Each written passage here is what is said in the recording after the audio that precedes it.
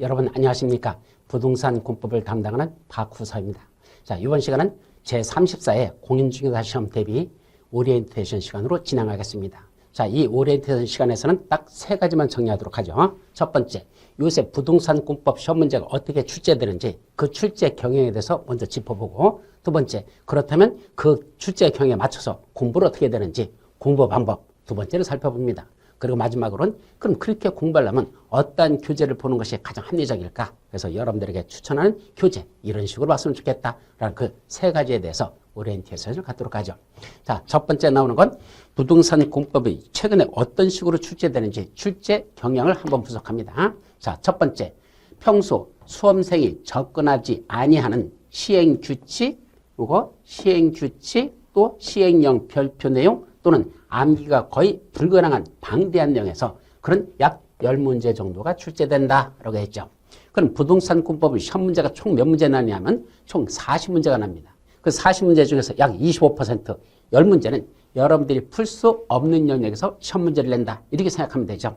자, 이번에 33회 시험에서는 시험 문제가 거의 손을 못 댈 수 있는 문제가 약 16문제 가까이 났습니다.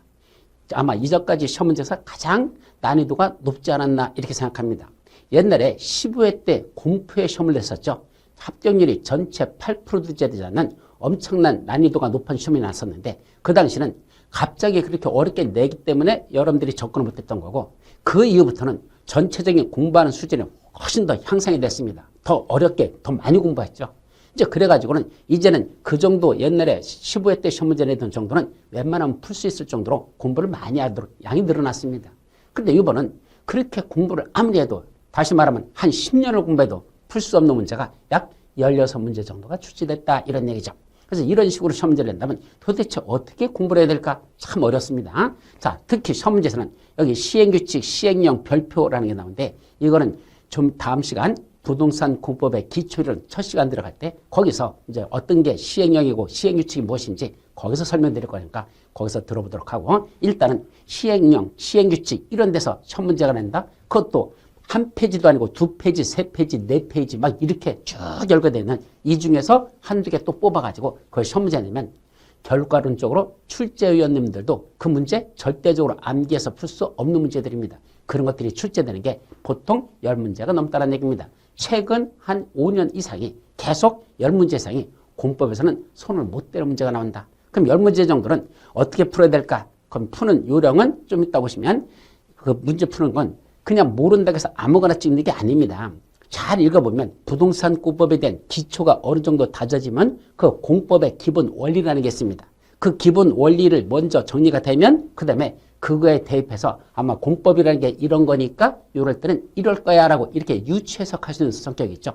무조건 1번, 2번, 3번 막 찍는 게 아니고 그렇게 유추해석해가지고 지문을 읽어보고 나서 이럴 때는 아마 이러니까 이게 답일 거야 라고 이렇게 찾아갑니다. 그 확률이 상당히 높은 경우가 많기 때문에 절대로 어려운 문제가 난다고 포기하지 마시고 부동산 공법의 기초부터 차근차근 잘 다져가지고 그 기본 이론에 대입해서 풀어가는 그 유추해석, 그것도 우리가 그걸 통밥 실력이라는데 그 통밥 실력도 실력이라는 걸 꼭 명심하시기 바랍니다. 아는 건 당연히 맞춰야 되지만 모르는 걸 어떻게 해서 답에 접근해 갈 것이냐, 이것도 실력이기 때문에 그 통밥 실력도 대단히 중요하다. 근데 아무거나 막 찍는 건 그건 통밥 실력이 아니에요. 그건 그냥 찍기 실력이지. 그래서 찍기 실력과 통밥 실력은 전혀 다르다는 거. 그래서 공부를 쭉 해나가면서 공법의 기본을 반드시 제가 중간에 설명해요. 이럴 때는 이렇게 해서 이렇게 되기 때문에 이렇게 풀면 된다. 이렇게 풀어야 된다는 그 설명드리는 걸 잘 정리했다가 나중에 시험장에서 사용하면 된다. 이런 뜻이죠. 자, 두 번째, 법조문을 그대로 출제하지 아니하고 법조문을 뭔가 변형하거나 또는 응용해서 시험 문제가 출제됩니다. 자, 그대로 법조문에 있는 걸 그대로 내는 게 아니라 이 법조문을 제대로 이해하고 있는지 그 말귀를 정확하게 여러분들이 분석하고 있는지 그걸 테스트하기 위해서 그대로 내지 않고 약간 응용해서 낸다는 거. 예를 들면 건축법을 보면 건축신고사항에서 저 시골지역에서 연면적이 200제곱미터 미만이고 3층 미만인 건축물을 건축할 때는 건축 허가받는 게 아니라 건축 신고사항이다. 뭐 이런 게 있어요. 그럼 연면적이 200제곱미터 미만이고 3층 미만 이렇게 했더니 첫 문제로 어떻게 된다? 연면적이 180제곱미터이고 2층인 건축물 이렇게 내죠. 그럼 200제곱미터 미만에 180이 들어가고 3층 미만에 2층이 들어가거든요. 그런 식으로 숫자를 변형시켜가지고 응용하는 문제를 내면 이 사람이 얼마나 이 숫자를 정확하게 알고 있는지 그걸 테스트하는 그런 이런 응용 문제들이 많이 출제되어 있기 때문에 정확하게 하나를 알더라도 그건 정확히 알아야 되지 어설프게 알았다가는 나중에 시험 문제에서 접근을 못한다는 걸 조심하시기 바랍니다. 자, 세 번째, 법주문의 내용 중에서 예외적인 내용이라고 할 수 있는 괄호 안에 있는 내용이거나 또는 다만하고 단서조항이 들어가는 이게 증가되는 추세였습니다. 즉, 시험 문제가 나는 게 법주문에 쭉 열거되어 있는 내용들을 보다 보면 제1조, 제2조, 제3조, 세 조, 4조, 5조 이렇게 나가는 걸 법주문이라고 하는데 그 내용에 보면 어떤 것들은 괄호 속에 내용을 쓰다 말고 괄호 열고 이러이러한 것은 제외한다. 이런 것에 한정한다. 이런 식으로 해서 괄호 속에 들어있는 내용들이 있습니다. 앞으로 우리가 책을 읽으면서 그 괄호 속에 있는 건 항상 조심해서 봐두라는 얘기입니다. 최근에 시험 문제 출제되는 경향이 그 괄호 속에 있는 걸 정답으로 내는 경우가 상당히 높아지고 있더라. 5개 시험은 오지선다인데 5개 중에 정답을 하나 고르는 건데 그 중에 지문에서 정답으로 나오는 이게 괄호 속에 있는 거에 출제가 많아진다는 거. 아니면 다만하고 단서조항이 나는 것은 이럴 때는 이렇게 하기로 한다. 다만 이럴 때는 예외적으로 이런다라는 요 다만이란 단서. 요 단서 속에 있는 것들이 또 출제율이 상당히 높아진다. 그래서 두 가지 괄호 속에 있는 내용들 조심하실 것. 다만하고 단서 쪽에 들어가면 그것도 눈여겨서 봐둬야 된다는 것. 그런 데서 출제하는 경향이 특히 정답으로다가 그걸 이제 이끌어가는 경향이 높아지고 있다는 걸 조심하시기 바랍니다. 자, 네 번째는 전반적인 내용보다도 지극히 지엽적인 문제가 출제되는 경우이다. 자, 이것이 지금 솔직히 현재 시험 문제 내는 경향 중에 가장 문제되는 게 바로 저건데 전반적인 내용보다도 지엽적인 내용이 출제된다? 예를 들면 이번 33회 때 시험 문제에서 나중에 여러분들 그 문제를 풀어보시면 도시군 기본계획이라는 게 나옵니다. 그 도시군 기본계획에 관한 내용들이 상당히 많아요. 그래서 도시군 기본계획은 누가 수립하지? 수립관자. 두 번째, 어디다 수립하지? 수립 대상자. 또 수립할 때 어떤 내용들이 들어가지? 수립 내용. 수립할 때 어떤 지역에다 하지? 그 다음에 어떤 절차에서 수립하지? 등등등. 내용들이 상당히 많은데 그 수립 절차 중에서 시장 군수가 수립하는 도시군 기본계획은 자기 위에 있는 도의사한테 승인을 받아야 된다라는 이 말이 있어요. 근데 그 승인을 받으러 갈 때 이 시장 군수가 어떤 서류를 갖다가 거기다 첨부해가지고 승인받으러 가야 되냐. 이런 것들을 시험 문제를 냈습니다. 즉 도시군 기본계획에 대한 전반적인 내용을 시험 문제를 낸 게 아니라 그중에도 극히 일부 수립 절차 중에서도 시장 군수가 도의사한테 승인받아야 된다는 그 한 줄에 있는 내용 중에 시장 군수가 승인받으러 가려면 뭐를 첨부해가지고 그 서류를 가지고 가서 승인을 받으러 했는데 이 서류에 해당하지 않는 걸 고르시오. 아니 공인중개사가 왜 시장 군수가 승인받으러 갈 때 필요한 서류를 왜 공인중개사가 그것까지 달달달 외워야 됩니까? 그건 시장이 필요할 때 지가 올라갈 때 가지고 가면 되는 거지. 그걸 왜 공인중개사들 시험에다가 그런 걸 내가지고 중개사 시험에서 30년 동안에 그동안 33년 동안에 딱 한 번만 거거든요. 그런 내용들 최근에 출제되는 경향에서 그런 문제들이 상당히 증가되고 있다는 것. 그러다 보니까 죽어라고 공부는 했는데 막상 시험장 가서 시험 문제를 풀어봤더니 뭐야 모르는 게 왜 이렇게 많아. 그래서 올해 무려 약 16문제가 여러분들이 전혀 손을 대지 못하는 그런 지엽적인 파트에서 시험 문제를 낸다는 얘기입니다.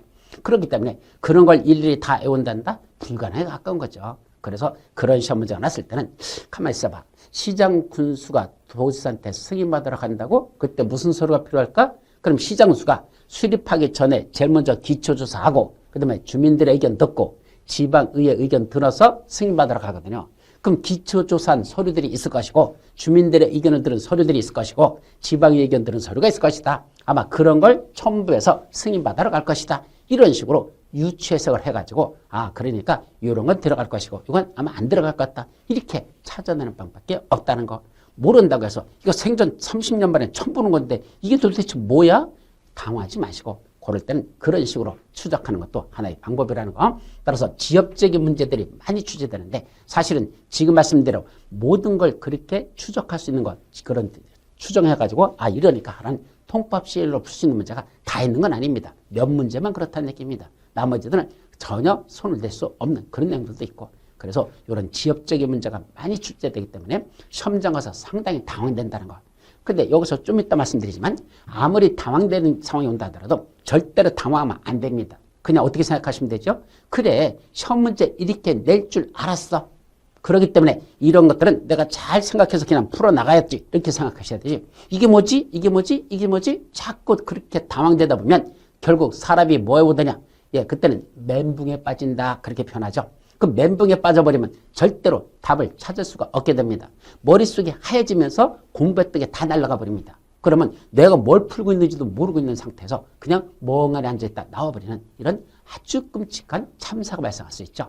따라서 여러분들 공부할 때 부동산 공법은 아예 시험장 들어가기 전에 마음을 비우고 들어가야 됩니다. 그래, 이런 엉터리 같은 정말 너무 깊이 들어가는 문제들이 우리가 외울 수 없는 내용이 시험 문제 날 거야 라고 일단 생각하시고, 그런 것들은 그래 최선을 다해서 풀고, 나머지 내가 공부한 것만 갖고 풀어도 약 올해 같은 경우를 제외한 약 28문제 이상은 우리 현재 있는 이 책 250편 되는 이 책 속에 28문제 이상은 매년 거의 다 들어있었으니까 올해도 28개 가끔 들어있어요. 올해도. 근데 그걸 다 외운다는 게 사실은 쉬운 건 아니지만 어쨌든 요 250페이지 책만 갖고도 얼마든지 충분하니까 너무 어렵게 나는 것들 전혀 모르는 문제는 그런 건 그냥 당황하지 말고 잘 유추해석해서 접근하는 이런 방법을 택해야 됩니다. 또 5번째로서는 박스 문제가 10문제 이상이 출제되는 경우입니다. 자, 올해 33회 때는 11문제, 32회 때도 11문제, 그 다음에 저쪽 31회 때는 13문제가 났었습니다. 박스 문제로 출제되는 게. 옛날에는 한 서너 문제 정도 박스 문제가 나다가 어느 날부터 박스 문제가 자꾸 늘어나기 시작해서 지금은 약 4분의 1 이상을 박스 문제로 낸다. 4문제 중에 한 문제 이상은 박스 문제로 출제되겠습니다. 그런데 이 박스 문제 전반적인 성격은 어떻게 되냐면 다음 중 열거되어 있는 내용 중에서 이렇게 보통 3개 내지 4개를 열거하는 게 대부분이야. 그래서 3개 내지 4개를 열거해 놓고 이 중에 모두 옳은 것을 고르시오 라는 문제가 거의 대부분입니다. 모든 걸 고르시오. 그게 한 70% 정도는 70% 이상은 모두 옳은 걸 고르시오. 가끔 가다가 모두 틀린 걸 고르시오 라는 건 한 가끔 가다가 한 7, 8문제 중에 한 문제 날까? 그런 식으로 모두 옳은 것 또는 모두 틀린 것 고르라는 게 그게 약 박스 문제 10문제가 난다면 7문제는 그렇게 나오고 나머지 3문제는 뭘까요? 괄호 넣기 문제로 나는 경우가 대부분입니다. 그때 괄호 넣기에 가장 많은 건 바로 숫자 넣기. 요 문장 속에 괄호 쳐놓고 들어갈 숫자들 이걸 옳은 숫자들을 고르시오 해가지고 첫 번째 거에 옳은 숫자, 두 번째 거에 옳은 숫자, 세 번째 거에 들어갈 옳은 숫자, 그 숫자 넣기 하는 걸 박스 문제로 출제되는 것, 그게 대부분이다. 그런 식으로 시험 문제 출제되는 이 박스 문제가 늘어납니다.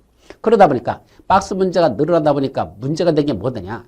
옛날에는 예를 들어서 어떤 내용을 암기할 때 10개가 쭉 열거되어 있다면 10개를 다 어떻게 외웁니까? 못 외우죠. 그럼 몇 개만 외운다? 앞에 있는 한두 개 정도만 암기하고 그냥 넘어갔었습니다. 근데 요새는 시험 문제가 앞에 있는 한두 개를 낸 게 아니라 10개 중에서 7번째, 8번째, 9번째, 어떨 때는 10번째 거 거기 있는 내용도 시험 문제를 계속 내고 있다는 것. 따라서 10가지를 다 모르면 한두 가지는 찍는데 나머지가 들어간지 안 들어간지를 못 찾는 이런 상당히 난이도가 높아지는, 즉 외워야 될 게 많아지는 이런 것들이 증가되고 있다는 추세입니다. 그렇기 때문에 그럼 어떻게 외워야 될까?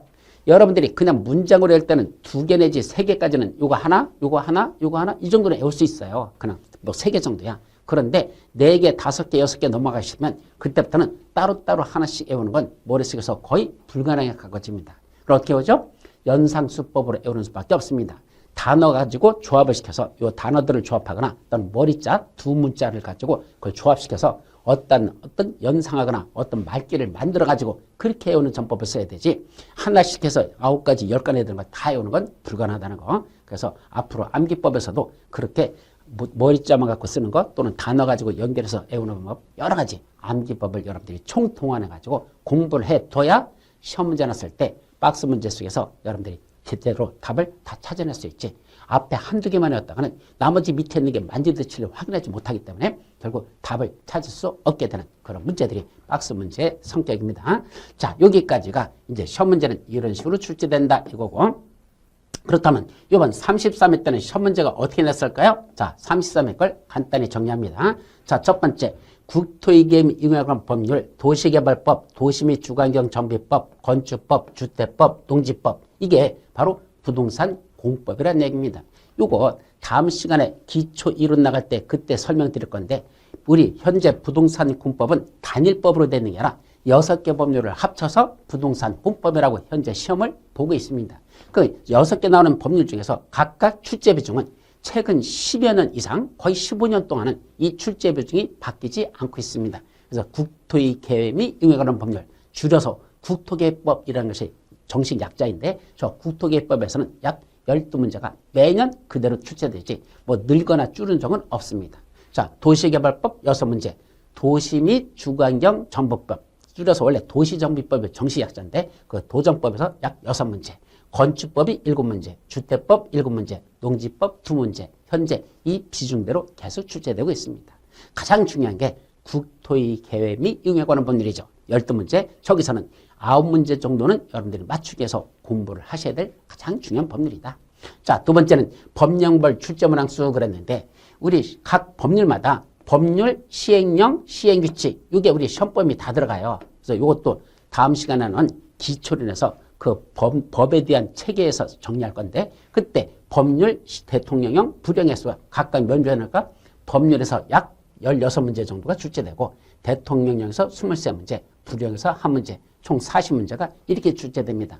이건 무슨 말이냐면 자, 지문이 몇 개가 나오죠? 오지선다죠. 그럼 5개 지문 중에서 1번 지문이 법률에 들어있는 내용을 시험 문제 낸 거냐, 시행령에 들어있는 걸 시험 문제 낸 거냐, 시행 규칙에 있는 걸 낸 거에 따라서 법률, 대통령령, 불령이라는 거기에서 각각 몇 문제 났느냐 했더니 가장 많은 게 대통령령인 시행령에 있는 내용이 가장 많이 23개 정답으로 지문이 나왔고 나머지들이 법률이나 또는 시행규칙에 있는 지문들이 들어있더라. 그래서 가장 많은 게 대통령에서 가장 올해는 많이 출제됐습니다. 보통은 법률에 있는 게 더 많은 경우도 있고 최소한 비슷비슷했던 거거든요. 그래서 법률에 들어있는 거 반 정도, 시행령에 있는 게 반 정도. 가끔 시행규칙에서 한 문제 정도 들어갔었는데 이번 33회 때는 특히 대통령령 월등하게 더 많이 냈다는 건 그만큼 더 깊이 들어가서 시험 문제를 냈다는 뜻이니까 좀 더 어려웠다라고 생각하죠. 자, 지문별 출제 문항수는 우리 시험문은 오지선다기 때문에 1번 정답이 총 몇 문제가 났었고 2번 정답이 총 몇 문제가 났고 그래서 총 40문제까지 따지면 지문 5개니까 각 지문별로 동등하게 배분하면 8문제씩 나와야 되겠죠. 1번도 8개 나오고 2번도 8개가 정답이고 3번도 8개가 정답이고 그래서 총 8, 8, 8, 8, 8 하면 8, 5, 40문제가 딱 배분됩니다.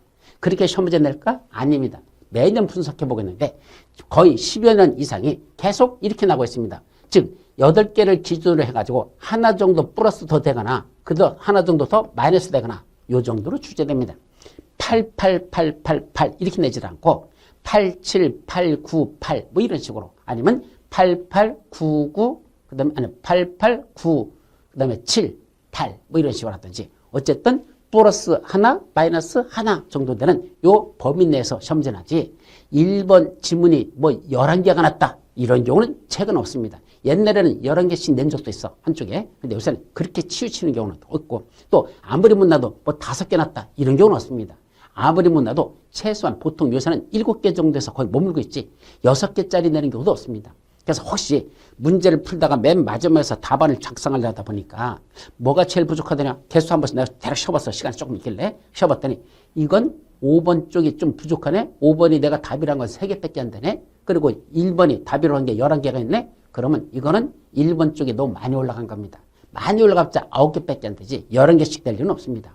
또 5번이 뭐 3개밖에 안 된다? 그럴 리는 없습니다. 5개밖에 안 된다? 그럴 리는 없습니다. 최소한 7개 정도는 올라가야 된다. 그래서 나중에 찍을 때 여러분들 찍을 때 모르는 문제가 났다고 해가지고 이거 그냥 뭐 모르면 뭐 4번 찍어라 뭐 이런 식으로 설명하는 사람인데 그 수는 엉터리입니다. 4번 찍는 게 아니라 몇 번 찍으면 된다? 그때는 가장 내가 숫자 중에 정답으로 표시한 게 가장 적은 거 그걸 그냥 차라리 그걸 번호를 정답으로 하는 게 오히려 이거에 근사체에 가까이 가는 게 더 확률이 높다라는 걸 말씀드리죠.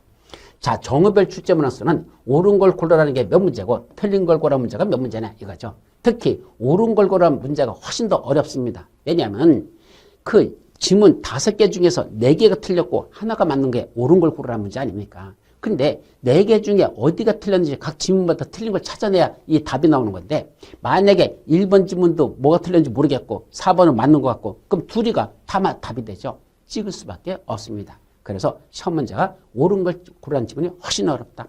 부동산공법 올해 시험 문제. 41번부터 80번까지 문제인데 41번부터 46번까지가 전부 다 옳은 걸 고르라는 문제를 냈습니다. 수험생이 당황할 수밖에 없습니다. 그렇게 되면 그래서 옳은 걸 고르라는 문장을 연습을 많이 하시라는 걸 말씀드리죠.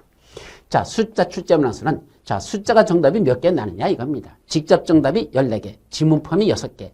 다시 말하면 약 20문제가 40문제 중에 거의 반이 숫자와 관련된 문제가 난다는 얘기입니다. 따라서 숫자에 대해서는 절대로 소홀히하지 말라는 걸 말씀드리죠.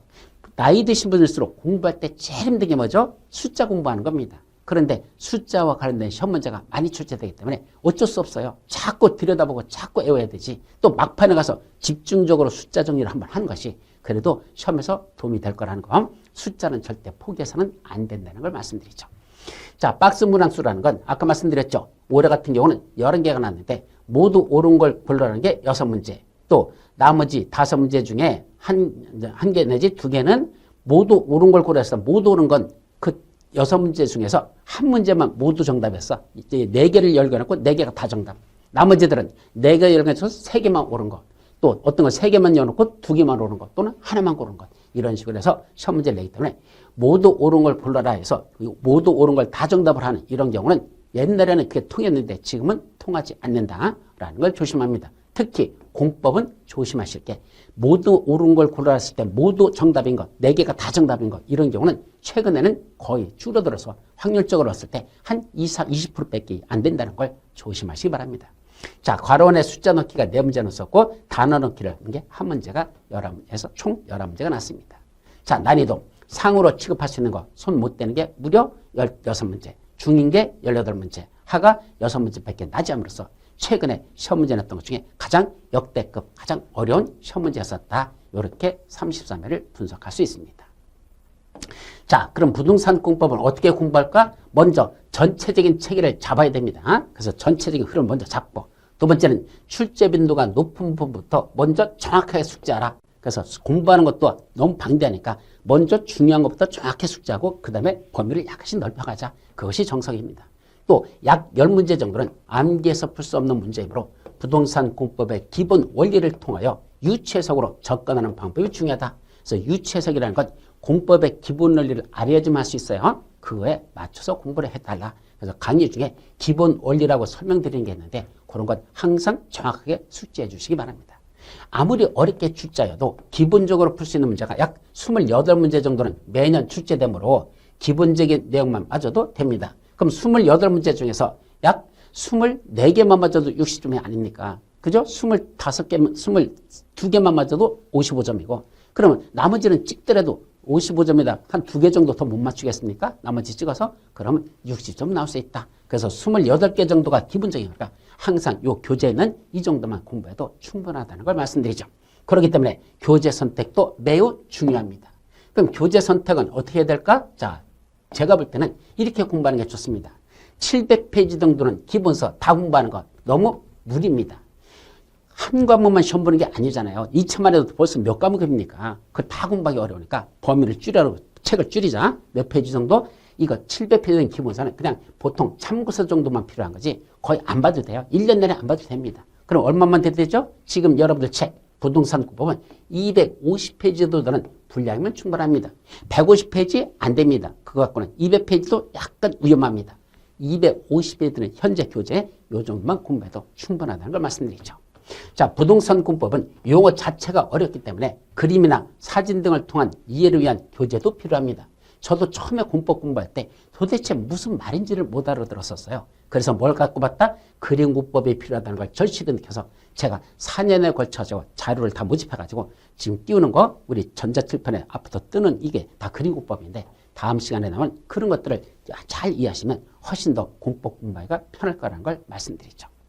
자, 기출문제집은 단순한 문제풀이보다는 출제 경향을 파악하고 출제된 문제에 접근하는 방법을 제시하는 교재가 필요하다. 자, 이게 무슨 말이냐면 기출문제, 이런 게 낫다. 그러니까 이게 정답이다. 이렇게 낫다. 이게 정답이다. 이게 중요한 게 아니고 출제원들이 어떤 파트를 좋아하는지 따라서 이런 식으로 내는 거, 그 유형, 어느 부분, 어느 유형으로 내는지를 정확하게 그걸 파악해가지고 이런 식으로 출제가 되니까 이런 식으로 일종은 이렇게 공부하는 게 맞겠다. 이런 식으로 시험 문제 출제되죠. 그러니까 이런 식으로다가 이건 공부하는 게 맞겠다. 그래서 기출 문제를 통해서 앞으로 출제를 예측해 나가는 것.